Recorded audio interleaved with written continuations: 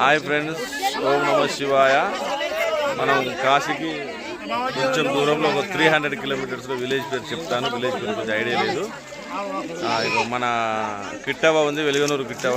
మన అమ్మ ఉంది.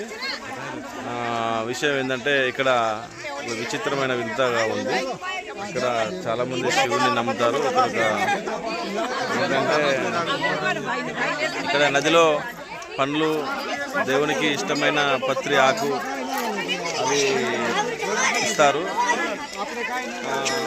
మనం చేసిన పుణ్యాలు, మనం చేసిన పద్ధతులు, మనం చేసినవి మనం పడిపోయి కిట్టవ పడిపోయి. అయ్యో చూస్తున్నారు, అందరు చూస్తున్నారు, మరి పడకు.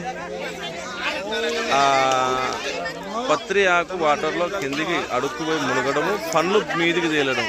అంటే మన అంతా కరెక్ట్గా ఉండి శివునికి ఇష్టమైన పత్రి ఆకు మాత్రమే నదిలోకి తీసుకుంటుండ్రు. ఆ పండ్లు, పలహారాలు అవేమో మనకు పైకి పైనే తేలాడి ఉంటున్నాయి. ఇది నిజంగా విచిత్రం. మనం ఇంటి దగ్గర ఒకసారి మనం ట్రయల్ చేసి చూస్తే పండ్లు కానీ అరటి పండ్లు కానీ మనం బకెట్లో వేస్తే అవి అడుపుకి వెళ్ళిపోతాయి. ఆకు మీద ఉంటుంది. ఇక్కడ విచిత్రం ఏంటంటే ఈ నదిలో, ఇక్కడ చాలా పవిత్రంగా నమ్మే ఈ నదిలో పత్రి ఆకు అడుక్కుపోతుంది. శివునికి ఇష్టమైన పత్రి ఆకు శివుడు తీసుకుంటుండు నదిలోకి. ఆ పండ్లు ఫలాలు మనమే మీరు తినండి అని చెప్పేసి ఆ పండ్లు ఫలహారాలు మీదికి ఉంచుతుండు. అది పవిత్రంగా వేసిన వాళ్ళు, నమ్మకంగా ఉన్న వాళ్ళు మాత్రమే అట్లా జరుగుతుంది. వేరే వాళ్ళది మరి అట్లా జరగట్లేదు. ఇది నిజంగా నమ్మసక్యం కావట్లేదు. కానీ చూస్తుంటే నమ్మాల్సిందిగా ఉంది. కంటితో చూసింది మాత్రం నమ్మాలంటారు కదా. కంటితో చూసి నమ్మాను. నేను ఆటోలో పడుకున్నాను, రాను అని నన్ను గుంజుకొచ్చి మరి నమ్మించి చూపించారు. నిజంగా ఇక్కడ ఇలా జరిగింది. ఈ ఊరు విలేజ్ పేరు నేను మీకు కింద పెట్టేస్తాను. ఓం నమ శివాయ, ఓం నమ శివాయ, హర మహాదేవ్. తమ్ముడు వేస్తున్నారు ఇప్పుడు. మరి తమ్ముంది నిజంగా ఎంతవరకు నిజంగా జరుగుతుందో చూద్దాం. మరి మన మురళన్నది వేస్తాడు ఇప్పుడు. ఈ మురళన్నను చూద్దాం, మరి ఏది నిజము ఏది అబద్ధం చూద్దాం. చూడండి,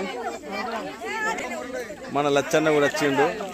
చందోలి లచ్చన్న కూడా వచ్చిండు. చూద్దాం. స్టార్ట్ అయింది. చూడండి యూట్యూబర్, చూడండి మురళన్న. చలో గుండు అడిగిండు మురళన్న. చూడండి. ఓకే,